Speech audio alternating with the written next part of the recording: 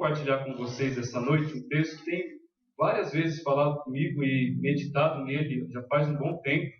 E uma tarefa que um pastor lá do seminário me ensinou é sempre que você vem um tema na sua cabeça, ou um texto das Escrituras, anote, porque senão você esquece. E aí essa semana, quando o pastor falou que não estaria, eu fui para aquela lista e tinha ali mais ou menos umas 7, 8 ideias de sermão. E eu fiquei pensando, e aí dá dúvida, eu já sou um cara indeciso. E aí eu fui olhando, orando e fiquei entre duas coisas. Ou ia falar sobre as 3 áreas letais que minam a nossa vida: a concupiscência da carne, a concupiscência dos olhos e a soberba da vida. E eu estava muito claro sobre isso, falar sobre isso. E a outra opção seria Isaías capítulo 6, sobre a visão de Isaías da santidade de Deus. E ali na Conferência Fiel teve várias pregações. Eu estava lá essa semana junto com Murilo, a Regina, o Claudemir, o pastor e a sua família. Talvez alguns assistiram online, várias pregações que foi transmitida. E estava ali, e a antepenúltima pregação foi exatamente sobre Isaías capítulo 6. Enquanto o pastor pregava, aquilo foi queimando meu coração muitas coisas foram se encaixando, né? E ali Deus foi confirmando comigo sobre esse texto. Então eu convido você a abrir lá em Isaías capítulo 6. Esse texto é muito conhecido, muito falado, muito citado. Então eu queria compartilhá-lo com os irmãos essa noite, esperando que Deus poderosamente fale ao nosso coração. Isaías capítulo 6, a partir do versículo 1 ao versículo 8 nós leremos essa noite. Isaías 6, 1 a 8. Todos acharam? Diz assim: No ano da morte do rei Uzias, eu vi o Senhor assentado sobre um alto e sublime trono, e as abas de suas vestes enchiam o templo. Serafins estavam por cima dele, cada um tinha 6 asas, com 2 cobria o rosto, com 2 cobriam os seus pés, e com 2 voavam. E clamavam uns para os outros, dizendo: Santo, Santo, Santo é o Senhor dos exércitos. Toda a terra está cheia de sua glória. As bases do limiar se moveram à voz que clamava, e a casa se encheu de fumaça. Então disse eu: Ai de mim, estou perdido, porque sou homem de lábios impuros, e habito no meio de um povo de impuros lábios. E os meus olhos viram o Rei, o Senhor dos exércitos. Então um dos serafins voou para mim, trazendo na mão uma brasa viva que tirara do altar com uma tenaz. Com a brasa tocou a minha boca e disse: Eis que ela tocou os teus lábios. A tua iniquidade foi tirada e perdoado o teu pecado. Depois disso, ouvi a voz do Senhor que dizia: A quem enviarei? E quem há de ir por nós?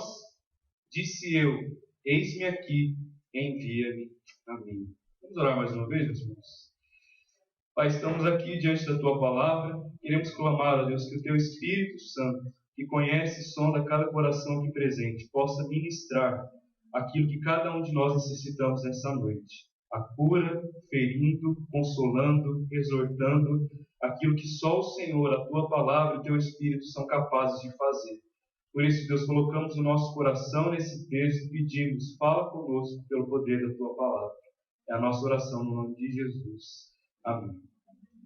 Bom, meus irmãos, o livro de Isaías é um livro muito conhecido do Antigo Testamento. A maioria dos irmãos talvez já leram esse livro, e ele aponta para o Messias. É interessante que o livro de Isaías ele é um livro muito profético, e ele é conhecido como o Evangelho do Antigo Testamento, porque ele refere várias profecias, quase que diretamente à pessoa do Messias, Jesus Cristo, que viria 700 anos depois da época de Isaías.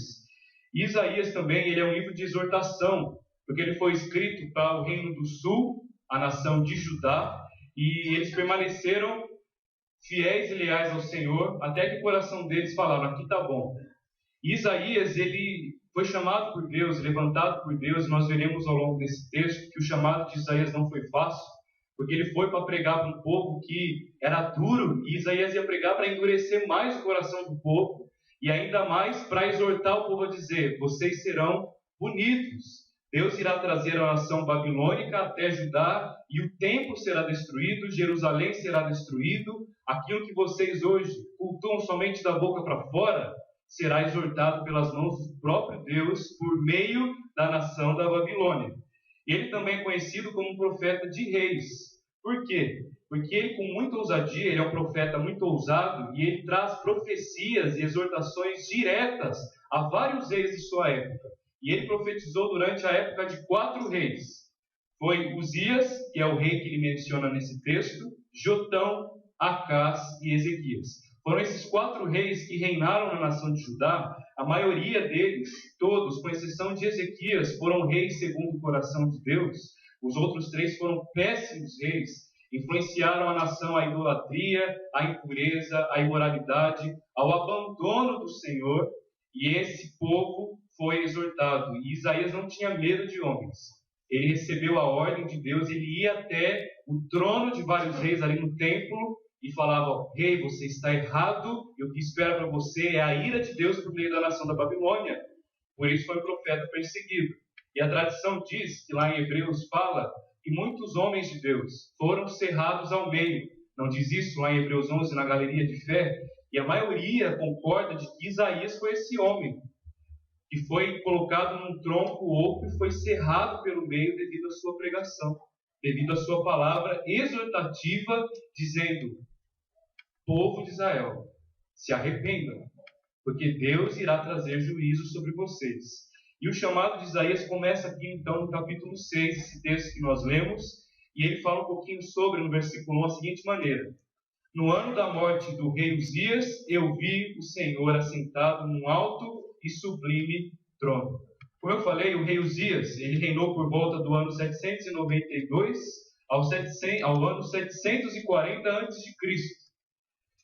E ele foi um rei, como nós veremos aqui, que ele deixou-se levar pelo seu poder. Durante o seu reinado, ele foi muito ajudado, maravilhosamente ajudado por Deus em tudo que ele fez. Esse rei também foi um grande inventor. Ele inventou grandes armas de guerra que trouxeram muitas vitórias para a nação de Judá. Esse rei também foi um grande agricultor, criando várias extensões, vários projetos, trazendo água de rios distantes para regar a terra de Judá. Foi um rei proeminente. E o texto lá em 2 Crônicas fala que a fama dele se espalhou por todos os reinos da terra. E é interessante que esse rei Uzias, no final lá de 2 Crônicas 26, vai dizer o seguinte: que esse rei foi maravilhosamente ajudado por Deus, até que se tornou forte. E o texto fala que esse rei desprezou a Deus. Ele disse: eu não preciso de Deus, afinal de contas, olha o tamanho do meu reino, olha tudo que eu consegui fazer. E a Bíblia fala que esse rei, com grande ousadia e soberba e arrogância, desprezando a Deus, cheio de orgulho no seu coração, ele fez aquilo que ele não deveria fazer. Ele entrou no templo e ele queimou incenso ali no templo, coisa que só os sacerdotes faziam naquela época. E quando o sacerdote,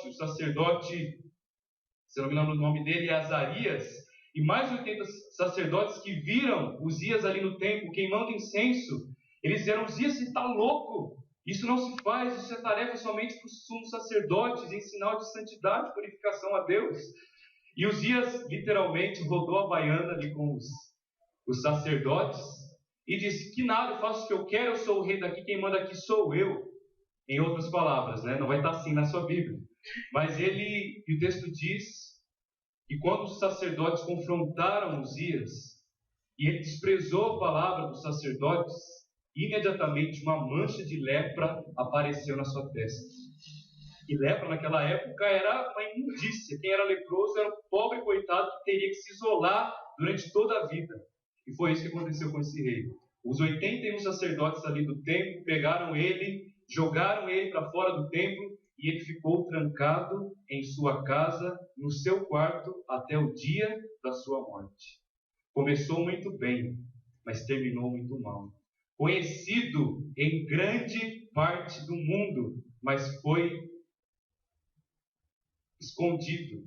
em um quarto cheio de lepra e desprezado por todos. Esse foi esse rei. E o texto aqui, meus irmãos, no versículo 1, fala que no ano da morte do rei Uzias, quando esse rei morreu, Isaías fala que ele viu o Senhor assentado num alto e sublime trono, e as abas de suas vestes enchiam o templo. Isaías coloca aqui um paralelo dizendo: o rei humano morreu, o rei humano foi embora, mas agora eu vi o rei soberano, o rei poderoso.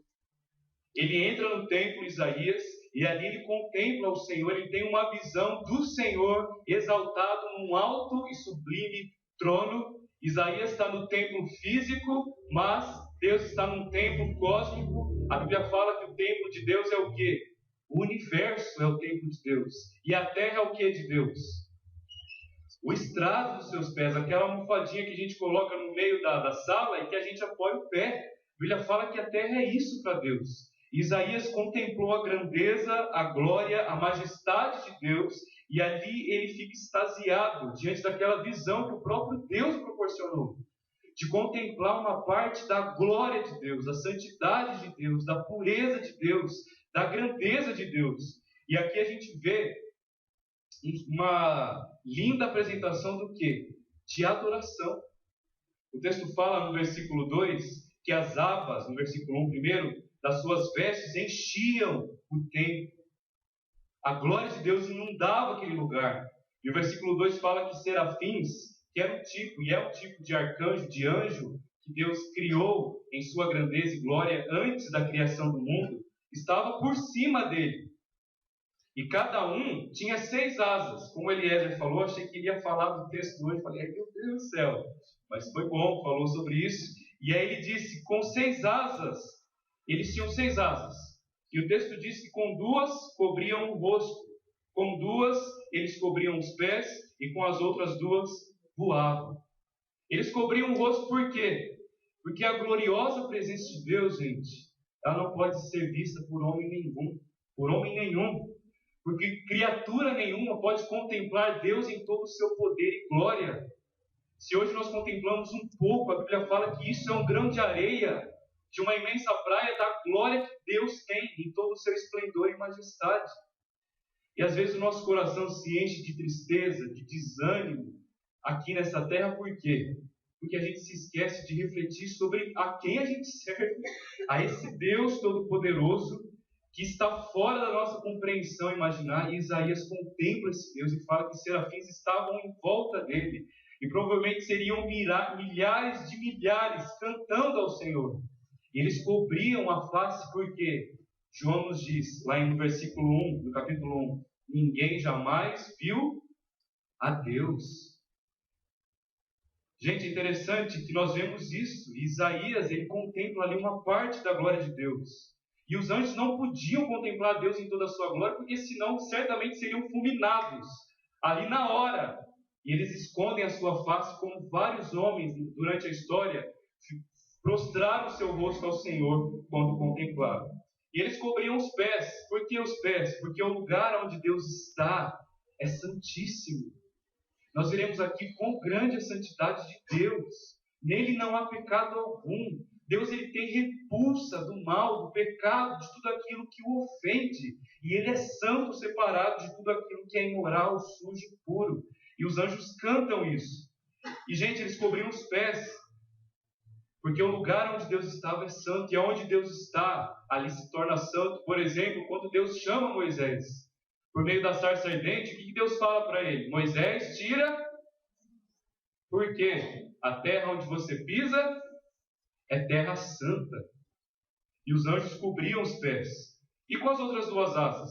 A maioria concorda que com as outras 2 asas eles tinham que voar. Porque se eles parassem de voar, eles iam cair.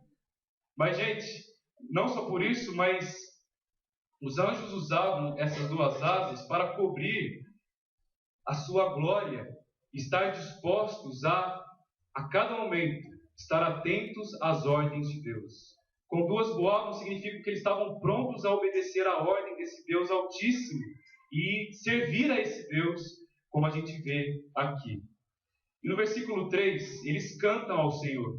Ele diz, Santo, Santo, Santo é o Senhor dos exércitos, toda a terra está cheia da sua glória. Gente, no hebraico, a repetição sempre de uma palavra, ali no texto hebraico, ela significa ênfase. E é interessante que os anjos eles não repetem 2 vezes, mas 3, dizendo: Santo, Santo, Santo é o Senhor dos exércitos. E esse Senhor aqui é o Senhor Adonai, que muitas vezes aparece em algumas músicas. E significa que esse é o Deus soberano, o Deus que ao mesmo tempo é grande, exaltado, glorioso. Ele é esse Deus presente que cabe nós adorar a Ele e reconhecer quão grande é o nosso Deus. E meus irmãos, a Bíblia fala que também a glória do Senhor enchia aquele lugar. E eles clamavam: Santo, Santo, Santo. E não somente o templo, mas toda a terra está cheia da sua glória. A terra reflete a glória de Deus. Eu não sei se você já teve o privilégio de voar, mas uma vez eu voei, e quando de avião, e quando ele saiu por volta das 5 horas da tarde, e gente, o sol estava se pondo, eu estava saindo de Salvador, e aí o avião subiu e ele passou as nuvens, e aí ficou um tapete de nuvens e o sol se pondo. Ali você vê claramente a glória desse Deus Todo-Poderoso. E você viu o contorno do continente por meio das alturas que você estava. E se esse mundo reflete um pouco da glória desse Deus, e como o Aldair leu, ele tem o quê? Esse mundo na palma de suas mãos, ele mediu os mares com a concha de suas mãos, e as nações são como um pingo d'água no balde. Quanto mais é a glória desse Deus, presente, visível, coisa que nós não podemos ver. E os anjos cantavam: Santo, Santo, Santo, toda a terra está cheia da sua glória. Diante disso, eu queria compartilhar brevemente com os irmãos 6 coisas que acontecem quando contemplamos a santidade de Deus. 6 coisas, Diego, não podia ser 3? Talvez você calcula: bom, ele vai gastar 20 minutos no primeiro tempo. Aí calcula vezes 6, 1h20, aí você já se acomoda aí, né, no seu lugar. Mas, rapidamente, meus irmãos, 6 coisas que, ao contemplar a santidade de Deus, gerou em Isaías. Quando Isaías contemplou essa visão, a gente vê que várias coisas aconteceram na vida desse servo de Deus, na vida desse homem. E a primeira coisa que nós vemos aqui é que a santidade de Deus incomoda Isaías. A santidade de Deus causa algo em Isaías que não pode ser explicado, mas gera incômodo. E a gente vê isso quando Deus se manifesta. Não somente aqui em Isaías, não em toda a sua plenitude, mas parte de sua glória. E quando Deus se manifesta a uma mera criatura, isso gera espanto, medo, reverência. Quando Deus aparecia por meio do anjo do Senhor, e algumas vezes anjo do Senhor ali no Antigo Testamento, provavelmente muitas vezes vem com A maiúsculo, a palavra anjo, se refere ao próprio Deus, a uma aparição de Deus no Antigo Testamento. Outras vezes é uma aparição do próprio Cristo, que nós chamamos de cristofania, pré-encarnado. E quando isso acontecia, por exemplo, com Abraão, Isaac e Jacó, eles se jogavam no chão e diziam: Senhor, eu não posso nem sequer levantar os meus olhos para contemplar o Senhor. Eles tremiam. Abacuque, vamos abrir nossa Bíblia lá? Ele recebe uma teofania. Deus ele fala com ele e mostra quem ele é. E Isaías e Abacuque diz várias coisas a respeito disso. Abacuque 2, 20.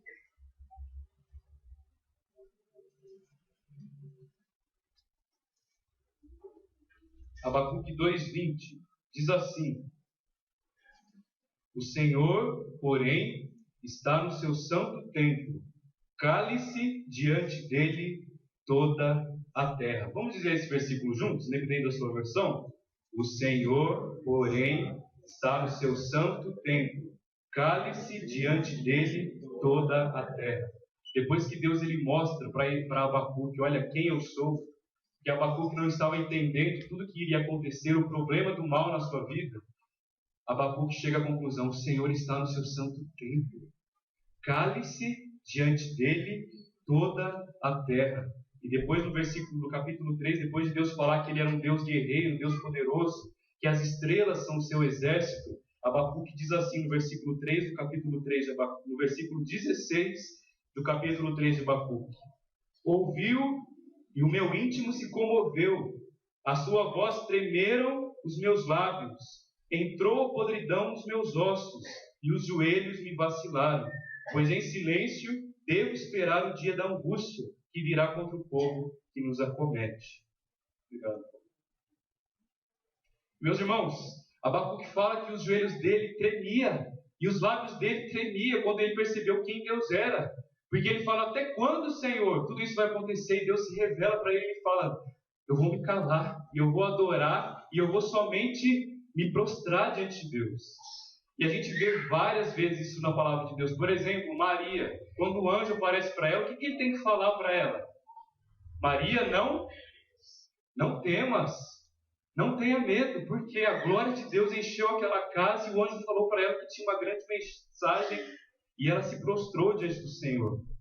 Um exemplo interessante é a mula de Balaão. Você pode pensar na mula de Balaão? O texto fala que o anjo do Senhor, e ali a maioria entende que é o próprio Deus, uma aparição dele. E a mula vai a caminho porque Balaão ia trazer maldição sobre a nação de Israel. E a mula vê o anjo do Senhor, Balaão não. O que acontece? A mula para. Balaão pega a vara e solta na mula, coitadinha. Na jumenta, né? Talvez a mesma coisa, mula ou jumenta. Mas ele solta ali e ele continua. E a jumenta continua andando e o anjo aparece na frente dela com uma espada de fogo. E a mula para de novo. E Balaão não vê. E mais uma vez ele pega, judia ali da jumenta. E pela terceira vez o anjo do Senhor aparece com uma espada de fogo. A mula fica espantada. E o texto fala que ela se escondeu atrás de Balaão. Olha só que interessante. E aí o anjo aparece. Balaão fica assustado, mas antes disso, o que acontece? A mula fala, Balaão, eu te sirvo há tanto tempo, sou fiel a você, carrego esse fardo pesado durante todos esses anos, e você me judiando aqui? E aí o anjo aparece, o que acontece com Balaão? Ele cai em terra, e ele fala, eu não sei o que falar, e o anjo fala, Balaão, por que você judiou da jumenta? Ela é mais esperta que você, em outras palavras. Porque você, se não fosse por ela, a minha espada de fogo já tinha passado pelo seu pescoço. E eu ia matar você e preservar a jumenta. O anjo fala isso. Ou seja, no hebraico está dizendo o quê? A jumenta é mais esperta que você. O anjo falou para ele. E ele cai em terra quando o anjo aparece. Meus irmãos, quando nós contemplamos a presença de Deus, ou estamos aqui no culto ao Senhor, isso não deve gerar aquele culto frio, parado, a gente não pode fazer nada. Mas a gente não pode perder uma coisa: a reverência a Deus. De que Deus ele está aqui em espírito. E às vezes, um culto ou outro, Ele nos dá a graça, o privilégio de provar um pouco da glória dEle enquanto a gente ouve uma oração, enquanto a gente canta um cântico, enquanto a gente ouve a palavra de Deus. Não sei se você já teve uma experiência assim de perceber a glória de Deus. E isso gera na gente, não gera somente choro ou lágrima, mas gera o que? Espanto, temor, reverência. E quando isso acontece, só cabe a gente a se prostrar diante dele e reconhecer quão grande é o nosso Deus. A gente mede o culto às vezes assim, perguntaram para a irmã fulana de tal, irmão, o culto foi bom? Nossa irmã foi uma bênção, chorei até. Não é isso que a gente fala muitas vezes? A gente não pode medir a presença de Deus por meio das nossas emoções. E gente, Isaías aqui, ele se prostrou diante do Senhor, ele contemplou a santidade de Deus. Então o primeiro ponto é esse: a santidade de Deus nos incomoda. A santidade de Deus gera temor. A santidade de Deus gera reverência a esse Deus Todo-Poderoso diante dele. E nós devemos diante dele se calar.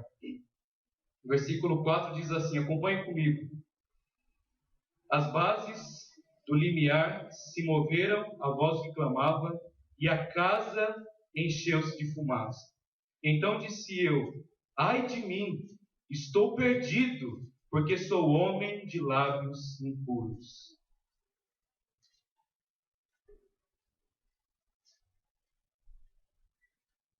Meus irmãos, esse é o segundo ponto.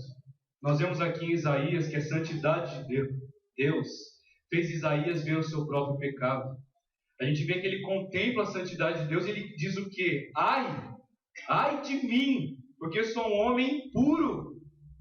Quando Isaías contempla o Senhor em toda a sua grandeza, ele olha para dentro de si e diz: ai de mim! E esse ai, meus irmãos, no Antigo Testamento, ele é usado em canto fúnebre. E eles diziam ai, de lamento, de choro. E esse ai também é usado para condenação. Por exemplo, Abacuque vai falar assim: ai daquele que ajunta em sua casa bens mal adquiridos, para pôr em lugar alto seu ninho, a fim de se livrar-se das garras do mal. Ai daquele que rouba, ai daquele que furta, ai do idólatra, Abacuque vai dizer. No Novo Testamento, Jesus fala o quê? Ai de vós, escribas e fariseus hipócritas, porque vocês devoram as casas das viúvas, e para o justificar fazes longas orações, por isso sofrereis juízo muito mais severo. E Abacuque aqui, quando ele olha para dentro de si, ele fala o quê? Ai! Ele enxerga a sua própria situação pecaminosa e ele diz: meu Deus, eu estou perdido. Em outras palavras, eu vou morrer. E a gente geralmente diz ai quando a gente está com dor de estômago, dor de barriga. Eu lembro quando a minha irmã sofreu um acidente com o Eduardo ali, ela bateu o joelho no asfalto, e aí eu fui com ela na ambulância. Coisa que ela mais dizia era o quê? Ai! Fico calma aí, tô calma. Fazia assim, né? Mas ela estava com tanta dor, porque ela bateu o joelho no asfalto, e gente, não podia dar remédio enquanto não fazia raio-x, todas aquelas coisas, mas ela gemia de dor. Porque não poderia fazer nada, e a palavra que a gente solta é essa. Ai, a Bíblia fala que no aspecto espiritual, o que nós devemos clamar quando a gente vê pecados na nossa vida é o quê? Ai, é lamentar, é olhar para o nosso coração e dizer: meu Deus, ai porque eu estou cheio de orgulho, ai porque eu estou cheio de imoralidade, ai porque os meus olhos são como presas que olham para o corpo de mulheres, ai porque a minha língua é rápida para fofocar. A gente chora por causa do nosso pecado, e a Bíblia fala ai. Isaías viu a santidade de Deus e isso trouxe para ele um profundo arrependimento, dizendo: ai, que dor! Eu não suporto mais o meu pecado. E gente, é isso que um cristão deve fazer. Ele não deve simplesmente pecado, tudo certo, está tudo bom. É igual lá em Romanos, né? Continuaremos a pecar para que a gente receba mais graça. É isso que o povo está pensando. Vamos pecar, vamos fazer o que é bom. Afinal de contas, Cristo já pagou todos os nossos pecados, por isso, se eu pecar hoje, amanhã simplesmente eu dobro o joelho e peço perdão. Isso é falsidade, a Bíblia fala. Porque um verdadeiro cristão, ele chora pelos seus pecados, ele diz: ai, pelo meu pecado. E ele fala: meu Deus, tenha misericórdia de mim. Os meus maus pensamentos, os meus maus desejos, sabe? Tudo isso que eu faço. E pode perceber que o nosso coração, ele é, como a gente tem falado, desesperadamente corrupto. Mas o crente não para por aí: sou pecador mesmo. Ele chora, ele fala como Paulo: miserável homem que sou, quem me livrará do corpo dessa morte? Paulo lamenta ali. Ou como Eliezer falou hoje, aquele irmão publicano ali no templo: Senhor, sê propício a mim pecador. E assim como Isaías, ele não conseguia fazer o que? Nem sequer ergueu os olhos para Deus diante da miséria do seu estado e do seu pecado. E gente, a santidade de Deus, quando contemplada pelos seus filhos, me faz ver o meu próprio pecado. E é interessante a prostituta que vai ali com Jesus, e eles estão ali na casa de um fariseu, e o que o fariseu fazia? Eu sou o cara, eu sou bom. Aqui da nação de Israel não tem gente melhor do que eu. E aí fala que chamou Jesus para comer na casa dele. E depois, provavelmente os discípulos estavam ali, e enquanto eles comiam, entra uma mulher. E o texto fala que o fariseu falou: se ele soubesse que essa mulher era uma pecadora, nem sequer ele deixava tocar nos pés dele. E gente, o texto fala o quê? Que essa mulher chorava aos pés de Jesus e lavava os seus pés de Cristo com as suas próprias lágrimas. E ela enxugava os pés de Jesus com seus próprios cabelos.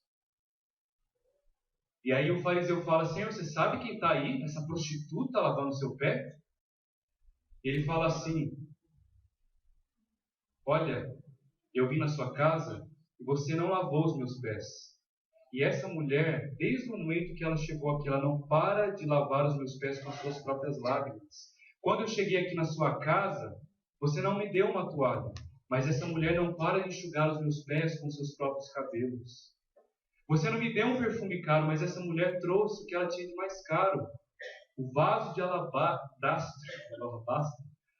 e ela derramou sobre mim, que era um perfume caríssimo. Sabe qual é a conclusão que Jesus chega? Ele diz assim: por isso te digo, perdoado lhe são os teus muitos pecados, porque ela muito me amou. Mas aquele a quem pouco se perdoa, pouco ama. Ou seja, o meu amor por Cristo é proporcional ao reconhecimento do meu estado de pecado. Se eu bato no peito e falo, olha, afinal de contas eu não sou tão pecador assim, a Bíblia fala que eu não vou ter um grande amor por Cristo. Mas se eu bato no peito e falo, eu sou miserável, eu não presto, o nosso amor por Cristo vai ser grande, como dessa prostituta que viu, Senhor, eu sou pecadora. E, gente, Isaías primeiramente viu a trave do seu olho. Isaías primeiramente diz, ai de mim, porque eu sou um homem de impuros lábios. Para depois ele ver o cisco no olho do seu povo. Isaías primeiro tirou a trave do seu olho e depois ele foi olhar para o povo dele, porque o texto diz assim, versículo 5, então disse eu, ai de mim, estou perdido, porque sou homem de lábios impuros, e habito no meio de um povo de lábios impuros, e os meus olhos viram o Rei, o Senhor dos exércitos.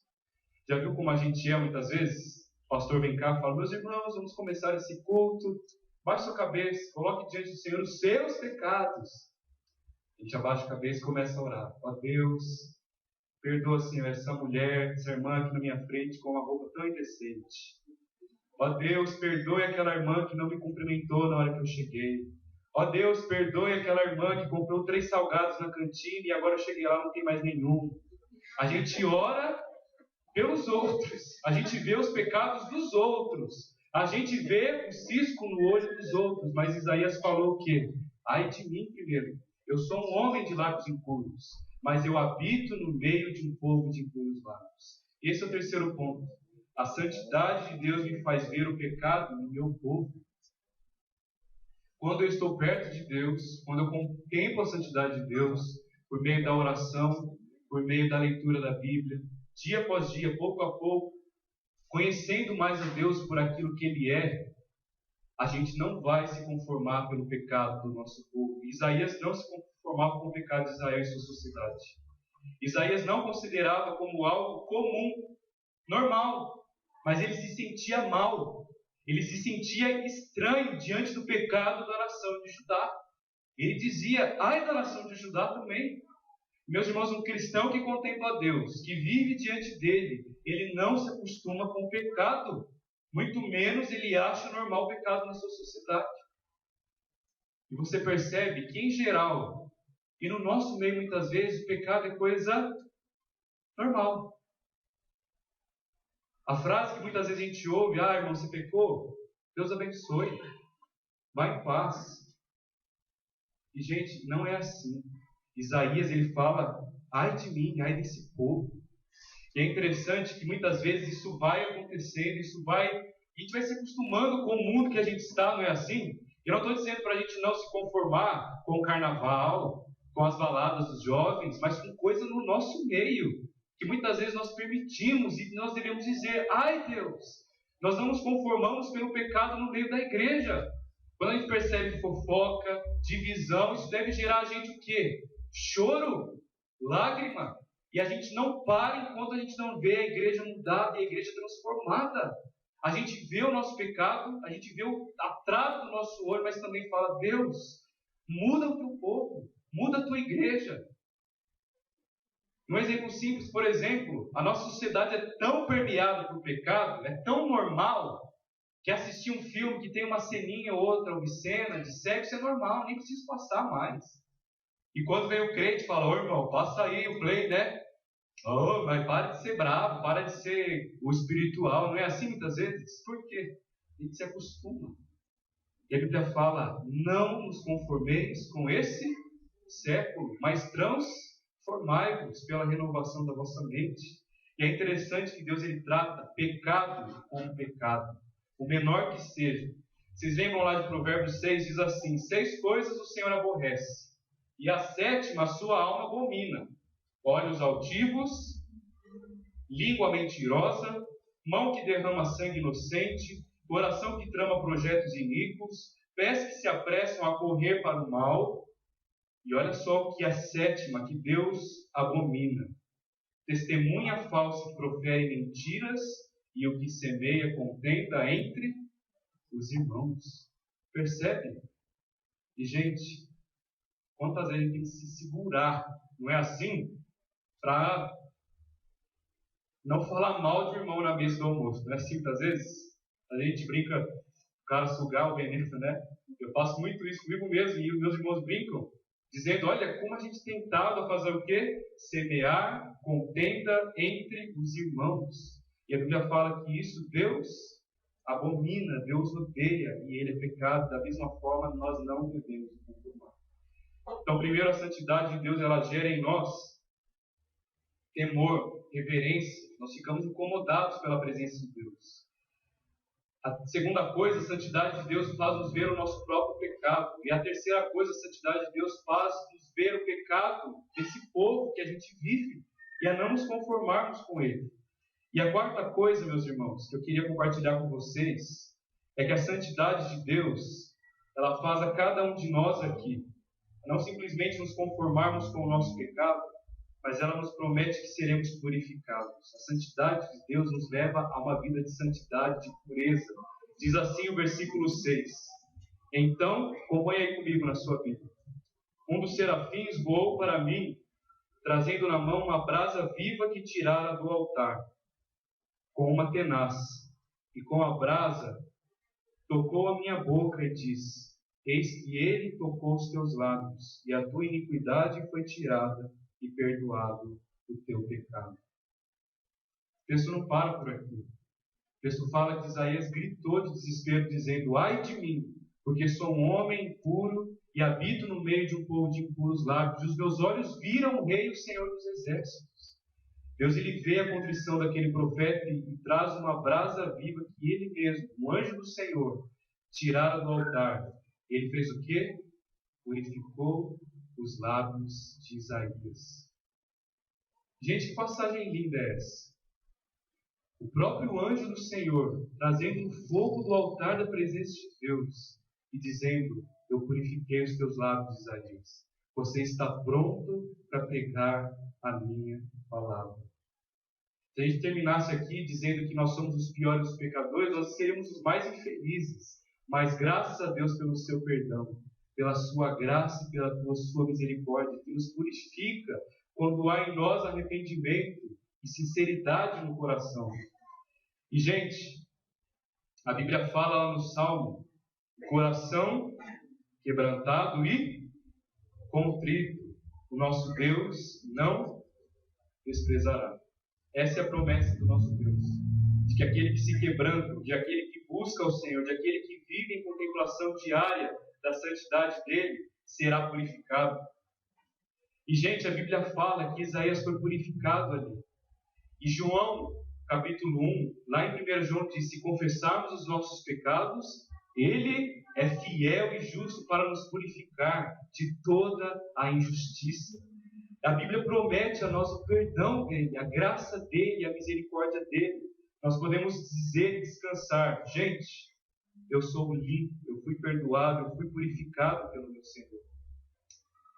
Então tem duas palavrinhas aqui. Primeiro, para aqueles que realmente choram pelo seu pecado. Para aqueles que olham para si mesmos e falam: Deus, eu sou um pecador. Eu sou teu filho. Eu sou teu servo. Essa pessoa que chora, que se entristece, que muitas vezes anda cabisbaixo nesse mundo por causa dos seus pecados. E às vezes clama a Deus, dizendo: Deus, 3 vezes pedi ao Senhor. E parece que Deus não atende. Eu orei ontem para Deus me livrar dessa situação. Hoje eu estou passando pela mesma tentação. É assim ou não é, gente? Eu oro hoje de madrugada, amanhã de manhã, o que vai acontecer comigo? Muitas vezes eu vou ser tentado na mesma coisa que eu pedi perdão a Deus.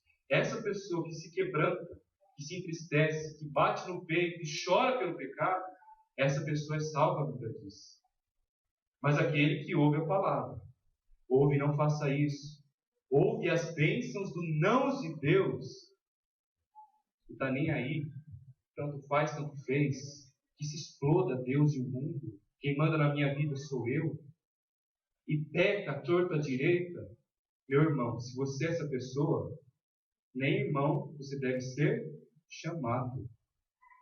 Porque um verdadeiro crente, ele não se conforma com o seu pecado, por mais menor que ele seja. O crente, ele chora pelo pecado.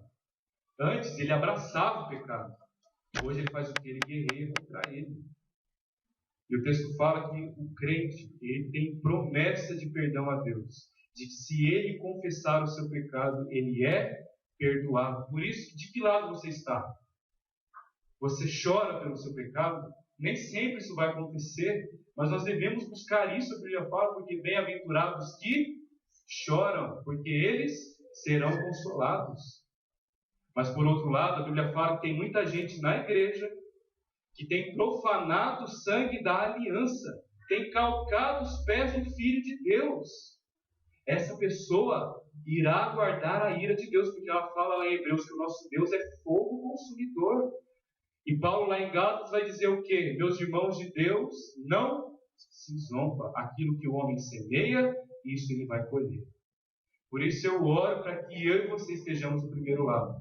Esse crente que não se conforme, assim como Isaías diz, ai pelo meu pecado, eu estou cansado dessa vida medíocre, dessa vida superficial, desse cristianismo barato que eu tenho vivido. Deus, aviva-me, traz mudança na minha vida.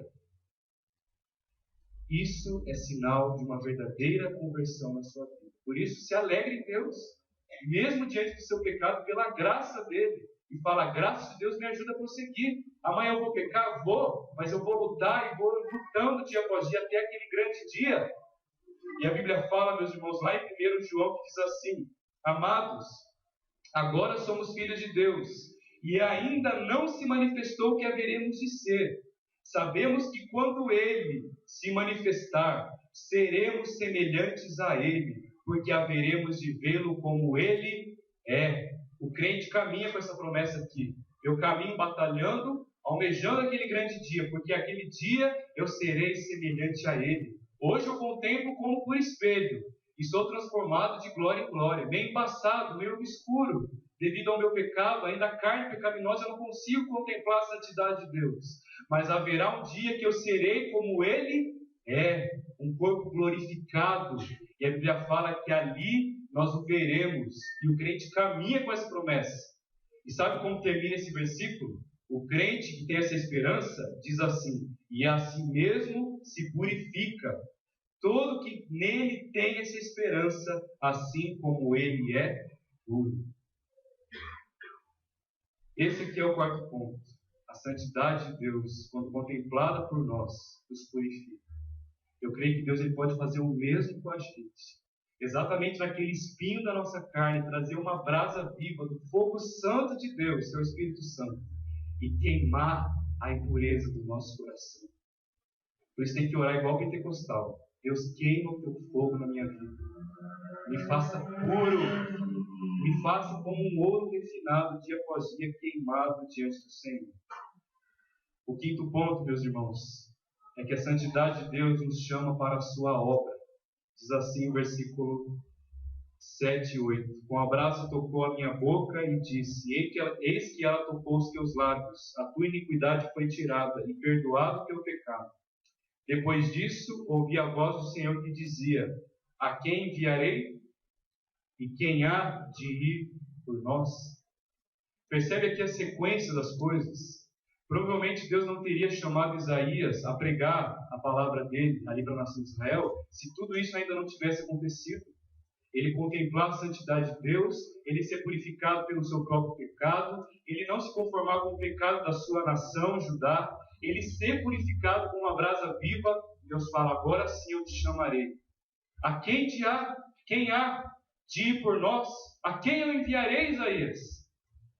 Deus ele fala, eu não preciso na verdade, mas eu escolhi homens a pregar a minha palavra, profetas a testemunhar da minha palavra, que muitas vezes é uma palavra dura.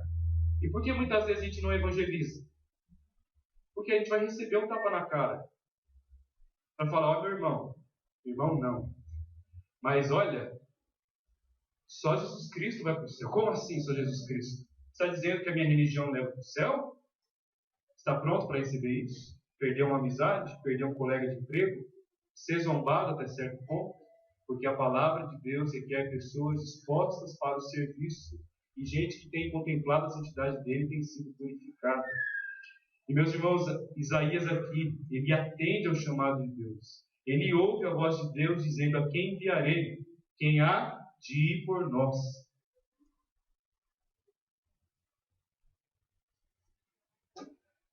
E é interessante que Romanos fala isso. Antes da gente terminar, eu queria que você abrisse sua Bíblia em Romanos, capítulo 10, versículo 13.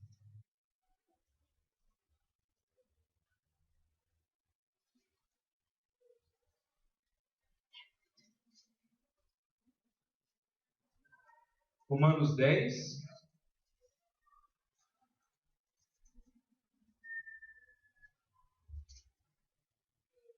diz assim: porque todo aquele que invocar o nome do Senhor será salvo. Como, porém, invocarão aquele em quem não creram? E como crerão naquele de quem não ouviram? E como ouvirão se não há quem pregue? E como pregarão se não forem enviados? Como está escrito: quão formosos são os pés dos que anunciam coisas boas. Então nós vemos aqui, meus irmãos, a necessidade que Deus ele coloca. Como, pois, ouvirão se não há quem pregue? E Deus ele fala para Isaías: a quem enviarei? E quem há de ir por nós? Isaías aqui ele atende ao chamado de Deus porque ele contemplou a sua santidade. Meus irmãos, muitas pessoas hoje têm dado a sua vida no serviço de Deus. Têm entregado a vida, atenderam a esse chamado e disseram: eis-me aqui, que é o sexto ponto. Porque a santidade de Deus nos provoca a uma vida de obediência. Por quê? Se a gente contempla a santidade de Deus, se a gente vive diante dele, se a gente ouve o chamado de Deus, a gente pode resistir, gente. Se a gente está perto de Deus, e Deus ele fala: eu quero chamar você para uma obra específica. Uma mulher, um homem, um adolescente que tem um coração perto de Deus, ele não pode dizer não. Ele vai dizer: Senhor, eis-me aqui. Envia-me a mim. Para onde o Senhor quiser. E, gente, talvez Deus vai te chamar para ir para Angola, para Moçambique, para o Chile, para a China, para o Japão, mas Ele tem chamado você, com certeza. Se você é um crente que busca a santidade de Deus, que contempla as coisas de Deus, a participar da obra de Deus na sua Jerusalém, no lugar onde você está. Porque Isaías ele saiu ali de Jerusalém, ele pregou ali mesmo onde ele estava. E às vezes é uma coisa simples que Deus tem te chamado. E como Eliezer falou hoje, muitas vezes a igreja é levada por meia dúzia e tentam aqui e por 90% que sempre ouvem. Você é o que? Essa meia dúzia? Ou você é aquele que senta, se alimenta, enche a pança e vai para casa? Tem tanta coisa a ser feita, gente, na obra de Deus. Tanta coisa. Pessoas para orar, pessoas para consolar, pessoas para abraçar uma criança, pessoas para abraçar uma jovem. Esses dias aconteceu que uma jovem da nossa igreja precisava de um abraço. E uma irmã nossa abraçou essa jovem. Gente, essa jovem desmoronou. Porque estava longe de casa, longe dos pais, com vários problemas. Isso é a obra de Deus. Você tem colocado: Deus, eis-me aqui. Talvez eu não vou sair de Araraquara, talvez eu não vou sair de Santa Angelina, talvez eu não vou sair do Vale do Sol. Mas aqui, Deus, na minha cidade, que eu seja um obediente ao Senhor. E que atenta ao teu chamado e fala: eu irei aonde Deus me chamar. E a gente vê Isaías aqui, então. Ele contempla a santidade de Deus. E isso gera incômodo no seu coração. Segunda coisa é que a santidade de Deus o faz incomodar com o seu pecado, ele diz: ai de mim. Terceira coisa, a santidade de Deus fez Isaías ver o pecado do seu povo. A quarta coisa, a santidade de Deus purificou Isaías, assim como ele é puro, assim entender que ele seja puro. E a quinta coisa, Isaías, por contemplar a santidade de Deus, ele é chamado para a obra. E a sexta coisa, porque Isaías contemplou a Deus, estava perto de Deus, ele disse: eis-me aqui, envia-me a mim, aonde o Senhor quiser. Você já disse isso para Deus? Você já orou até o ponto de dizer: Deus, eu abro mão do que for preciso, da minha casa, dos meus bens, do meu carro zero, e Deus, o que o Senhor quiser. Como eu falei uma vez aqui, a gente ora segurando, em várias coisas. Deus, envia missionários, mas eu não. Deus, a seara está branca, Senhor, mas envia, Senhor, outras pessoas. Deus, o projeto precisa de gente, mas Deus, eu não, viu? Eu estou bem aqui. Porque a gente ainda não se desapegou de Deus, e outra coisa, a gente não tem contemplado a Deus dia após dia em nossa vida diária com o Senhor, buscando o Senhor. E o pregador lá da conferência, ele terminou com um testemunho. Queria contar para vocês. Talvez vocês já ouviram também na internet a pregação do Paul Washer, dizendo que um jovem americano, depois que ele pregou numa igreja nos Estados Unidos, ele pregou, e esse jovem ligou para ele, dizendo: olha, Paul Washer, fiquei muito incomodado com a sua pregação e eu quero ir, eu quero dizer: eis-me aqui, envia-me a mim aonde o Senhor quiser. E eu quero ir para o Chile, Paul Washer, onde você vai estar passando o próximo mês pregando o Evangelho, eu quero ir. E aí o Paul Washer atendeu o telefone e disse: ok, se você quer ir para o Chile, a pregação te incomodou, então me fale um pouquinho a respeito de Deus. Me fale um pouco de Deus. E a jovem ficou mudo no telefone, pensando: mas um pouco de Deus, poxa, mas... não, Deus é Deus, Deus é tudo, Deus é Deus, poxa. E aí o poxa falou para ele: olha, o Chile não precisa de você. O Chile precisa de Deus. E se você não está cheio de Deus, não venha para cá. E essa é a verdade muitas vezes. Nós só podemos obedecer a Deus de todo o nosso coração se estivermos cheios da presença, da glória do Senhor. Isso acontece, meus irmãos, com muita luta, perseverança. Não é orando uma oração de 5 minutos que você vai no seu quarto e vai encher de fumaça da glória de Deus. Não é isso, mas é luta. E aqueles que buscam a santidade sabem a luta que é contra a carne, contra o mundo e contra o diabo. Mas nós temos a promessa que nós temos a capacitação do fogo do Espírito Santo, que nos capacita a viver aqui, nesse mundo, em santidade. E a Bíblia fala que em Cristo, aqueles que estão em Jesus Cristo, dentro de Cristo, são mais que vencedores, por meio daquele que nos amou. Cristo Jesus, Ele venceu. Por isso nós também, seguindo dia após dia os seus passos, também caminharemos aqui, apesar das lutas e das dificuldades, em vitória pela graça de Deus e pela misericórdia do Senhor. Amém, meus irmãos? Então decida hoje, em seu coração e pela ajuda do Espírito Santo, a viver uma vida contemplativa da santidade de Deus, se lembrando: Deus é puro, Deus é santo, glorioso, majestoso. Não desista de buscar o Senhor, porque certamente a sua vida será transformada com a vida de Isaías. Vamos orar? Baixe sua cabeça, feche seus olhos.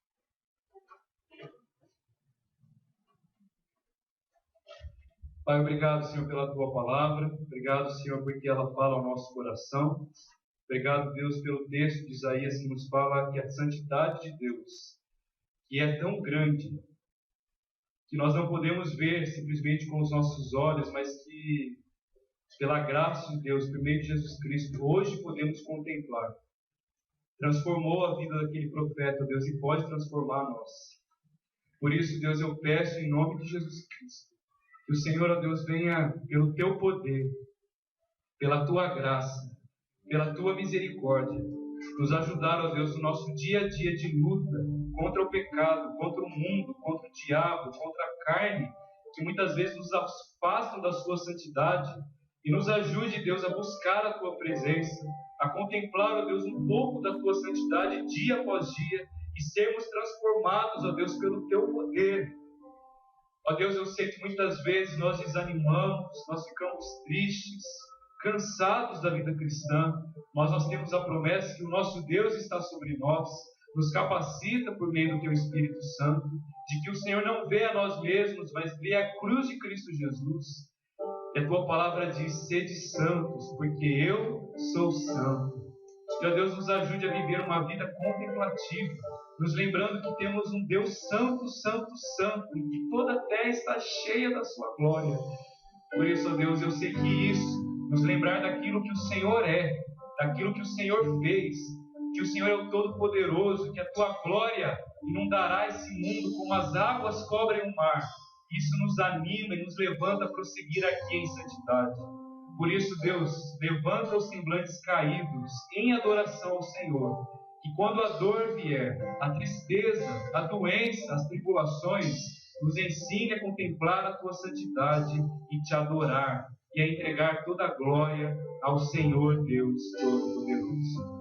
Fortalece-nos, Senhor, com a Tua graça. É a nossa oração, em nome de Jesus. Amém.